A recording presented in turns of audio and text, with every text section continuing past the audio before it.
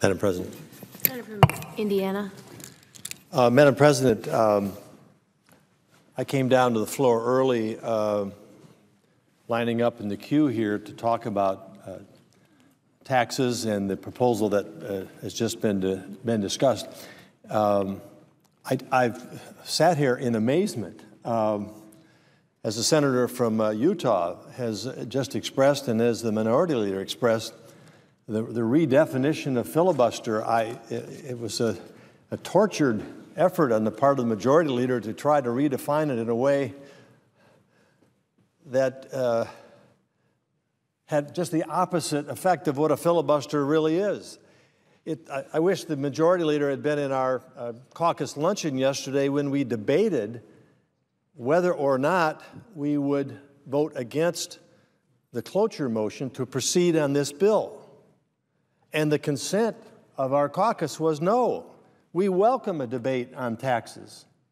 We welcome the opportunity to move forward and discuss our two visions of how we need to revive this economy. And so let's not use a parliamentary trick or a parliamentary procedure to avoid that debate and to avoid a vote on the president's proposal. We realized that there was the opportunity for the majority leader to use parliamentary tricks and procedures in order to deny us the opportunity to offer our own version of what we thought we should do with our tax code and provisions, particularly as it reflects this particular tax on small business. But we welcomed the opportunity to come and debate that and work through and hopefully make an offer that was acceptable. And so the majority leader comes down here this morning, or the minority leader, excuse me, comes down here this morning and turns to the majority leader and says, we're going to give you your vote. We're not going to use parliamentary procedures to prevent you from having your opportunity to vote on your proposal, the president's proposal. And by some tortured way of opposing this, the majority leader essentially said, there you go again, Republicans are filibustering. And I think we all just sat here with our mouths agape saying, have we missed something? We're offering to give you your vote. Now, it's clear that this center aisle divides, not completely, but divides us in terms of how we think we should go forward in dealing with this very sick, anemic economy. There is probably pretty close to a consensus that tax reform needs to be an essential part of what we need to do.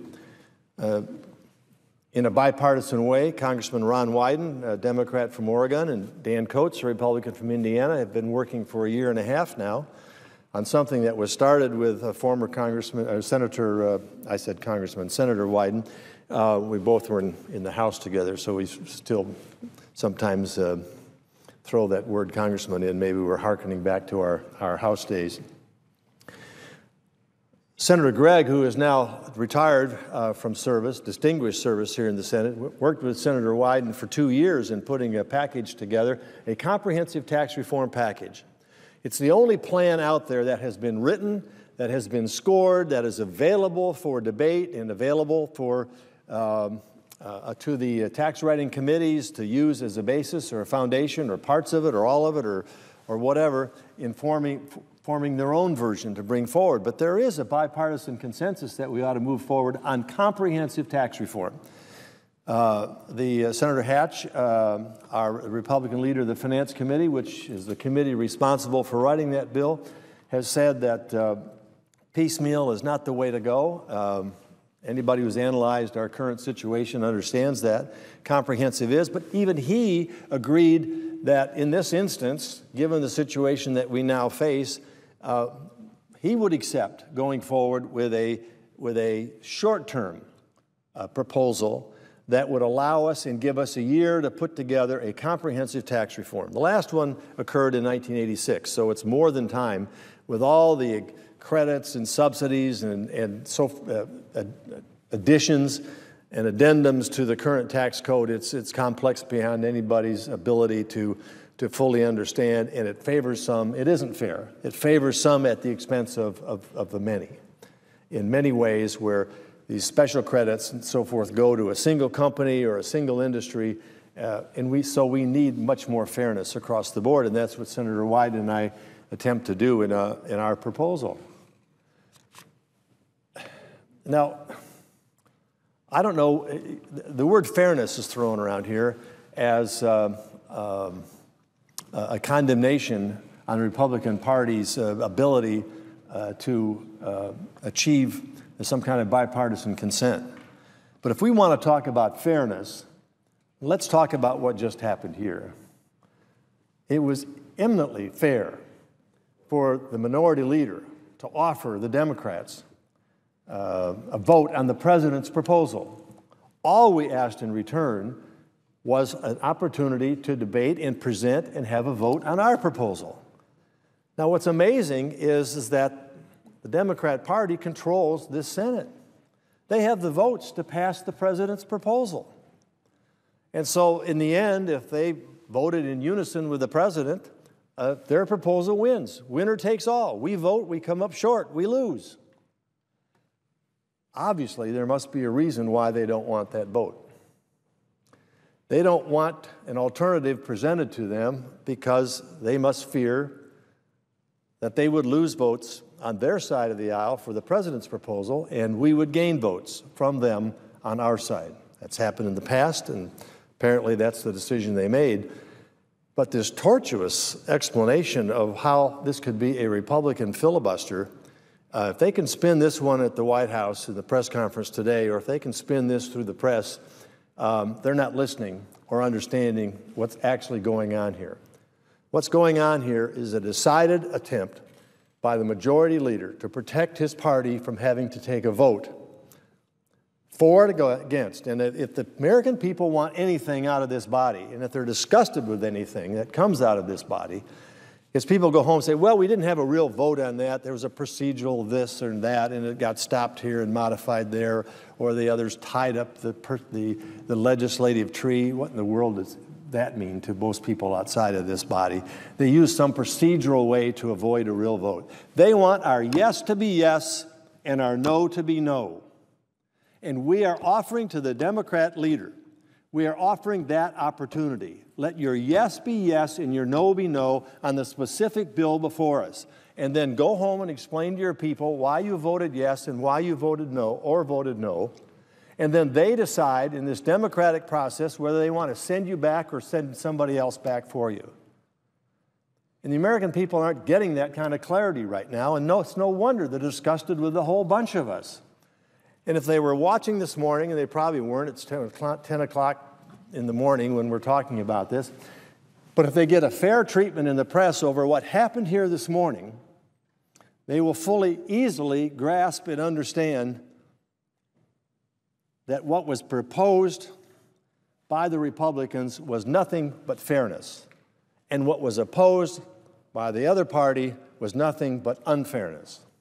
What could be more fair than giving each side, in a divided vision of how we should go forward, their opportunity to debate what they believe in and to call a vote for it, and winner takes all. And particularly from the party that has the votes to win and the party that has the votes not to win, why not have the vote? What do you got to lose unless you think you're going to lose your own people or not want to put them on the line for having a yes or a no clear for the American people to understand? Now, I have totally diverted from what I was going to say this morning. Well, not totally, but I was just so amazed by what took place down here, I could not help but comment on it. So we'll see how this all gets spun out by the White House. We'll see what next diversionary tactic they can use to stop us from talking about the number one, number two, and number three issue facing this country, and that is this anemic economy. 80,000 jobs. People say, well, that's, we're on the right track. That doesn't even replace the number of people that are retiring, let alone add new jobs. How many college graduates this spring, are living in the basement of their parents' home? And that's happened now for more than 3 years.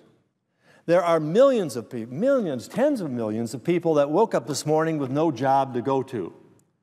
There are 10 more million people or more that woke up with a job far below their abilities or their training. So 80,000 jobs, let's put this in perspective, is far below what we need just to break even, just to give anybody a new shot and a new chance. We have had 3.5 years of policies of this administration which have not improved the situation, and in fact, some have said is making it worse. We all know we've come through a tough time.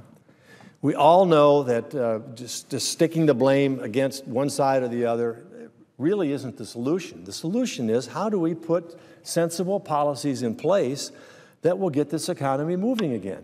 And one of those policies is comprehensive tax reform. Once again, I bring up the Wyden-Coates bill. It's been out there, it's written, it's scored, it's available to take up right now, if that was the case. But because the tax writing committees have a jurisdictional right to have a say, and because it is a complex process, they would like some time to put it together. So Senator Hatch's proposal, eminently fair, is to basically say, let's not Band-Aid the tax code now with something that's not going to make much difference at all, and in fact negatively impact, we believe, on small businesses around the country. I just had a small business group in my office yesterday basically saying, the president talks about the middle class. That's who I hire, they say. That's who's working in our business. They put a tax on me, the owner of the business. Actually, it's a tax on the business. The pass-throughs, the non-corporations, the millions and millions of non-corporations that exist here, where from a tax basis, everything flows through to that individual taxpayer. He said, I'm the guy who owns the business. I'm the guy that makes the decision on hiring. I'm the guy that has to put the health care plan together. I'm the guy that hires the people and pays the people. You tax me more, I don't have the same flexibility to hire or to expand or to buy equipment or to expand my factory or to hire more people. So, yeah, you can go out and spin it like I'm a rich guy, but because I've chosen a certain way in order to form my business, not as a corporation, I'm taxed in an entirely different way than corporations. But if you go out and say we're giving the middle tax a break, and you're hiring the people who employ the middle class, and you're raising their taxes, you're hurting the middle class people, the very people that the president says he's trying to protect. He's hurting by raising this tax. And the president himself said in his campaign and throughout his presidency, the worst thing you can do is raise any taxes during a time of economic distress. I don't care if you're Paul Krugman or you're the most conservative economic analyst out there.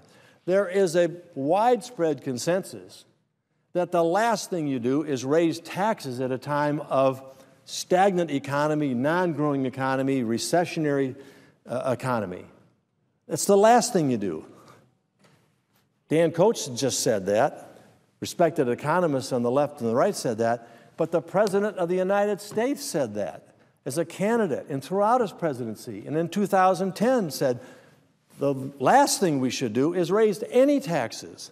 And now he's turned around and say, well, let's tax up to 1 million small businesses, because obviously they can spin that and play that in what sounds like a politically opportune way. So it's a direct contradiction coming out of the president's mouth, coming out of the mouths of others, simply a election year political class division ploy to divert from the miserable record under this administration in terms of dealing with this economy. They frankly, if they know what they're, well, you can hardly conclude anything but the fact that they just don't know what they're doing. But even if they know what they're doing, their policies have not worked. And so whether it's Republicans or Democrats, if you've done something for 3.5 years and it hasn't worked, isn't it time to look at a different set of policies? And that's what we wanted to debate here. But the majority leader is not allowing us to debate here, and in some excruciatingly twisted way is saying Republicans are trying to prevent us from going forward. It boggles the mind. And I guess I'll stop with that and yield the floor. Thank you, Madam President. Senator from Massachusetts. Thank you, Madam President.